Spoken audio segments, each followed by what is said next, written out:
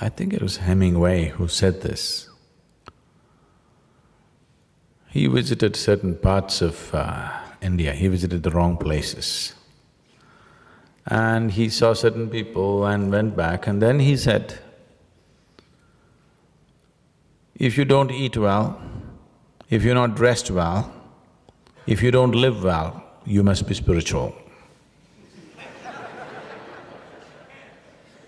How's that? But at the same time, another very prominent American who is still seen as one of the keenest minds that America ever produced, Mark Twain. You read some Mark Twain here?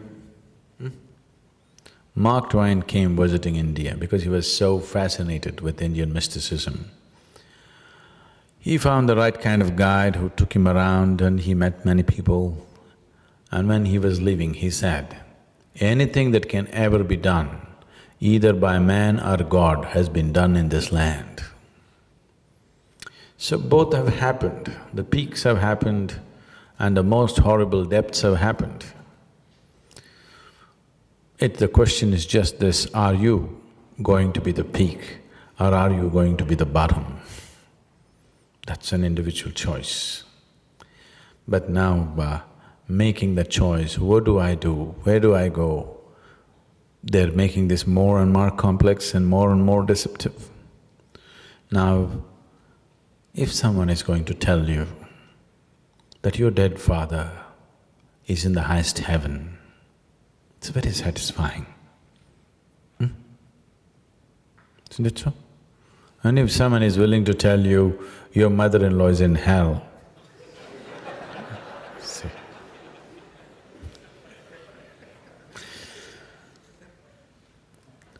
If somebody is going to tell you, you yourself are going straight to heaven, it is even more reassuring. But are you in such a childish state of mind that this is all you're seeking? Some idiot who does not know where he is going to tell you where you are going.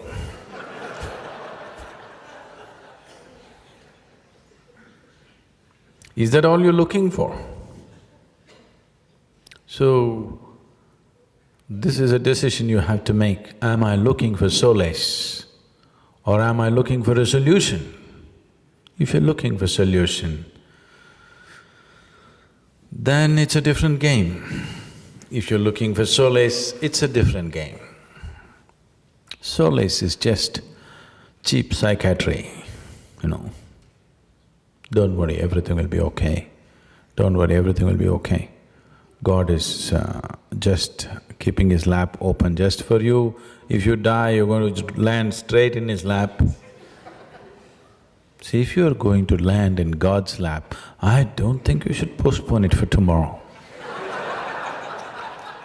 No, isn't it? If you're going to land in such a blessed place, you should not postpone it for a moment.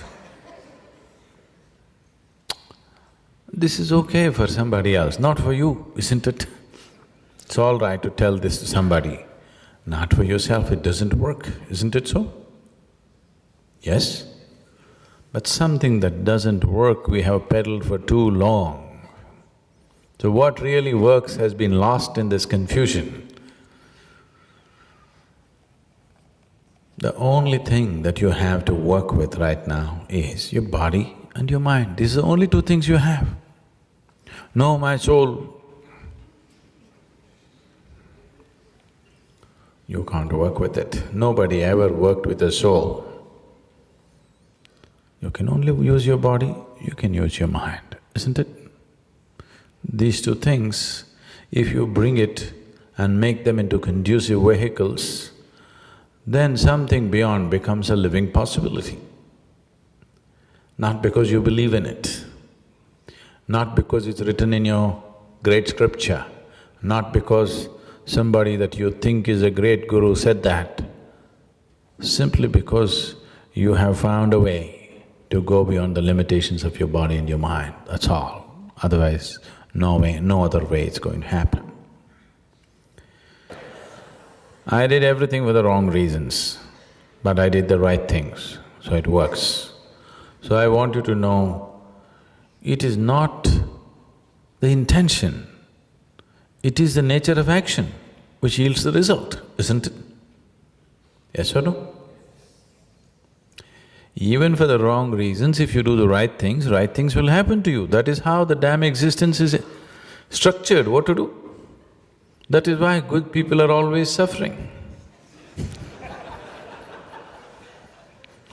People who believe they are good, they are always suffering because they have great intentions but stupid actions, so they suffer.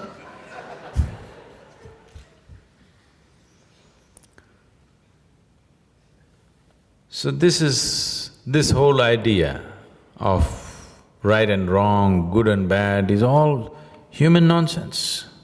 Existence is not human-centric. They've always told you, many religions of the world have been going about telling people, you are made in God's own image. And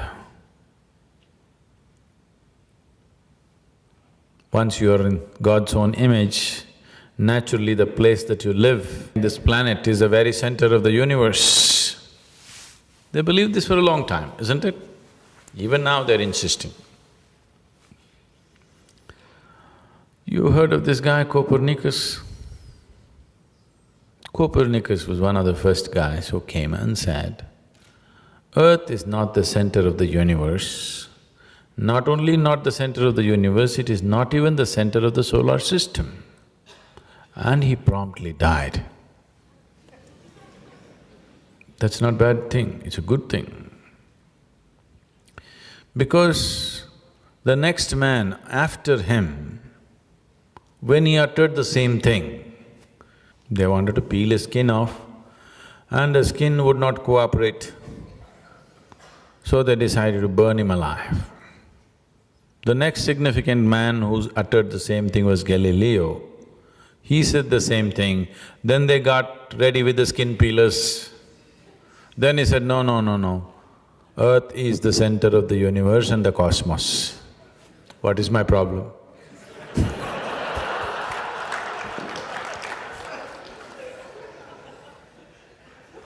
As you say, Earth is not only the center of the solar system and not only the center of the universe, it is the very center of the cosmos.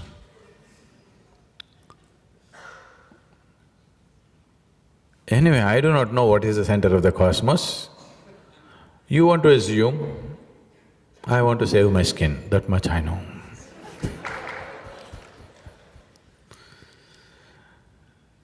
So today science has proved to you that definitely Earth is not the center of the solar system. In the universe you are just a minuscule. Tomorrow morning, if you and your planet disappears, if it evaporates, nobody is going to miss it. The whole solar system evaporates tomorrow morning, it'll be just a small vacant place that nobody is going to miss in the existence. Nothing is going to happen, yes? God won't come rescuing you. It'll just poof, it'll go. This is a good thing. This whole idea that I am made in the image of God has left man so crude, and he's been walking upon this planet so wantonly without any concern for any other life on this planet, simply because he believes he is in the image of God. If you knew that your life is as significant or as insignificant as that of an ant, it is actually.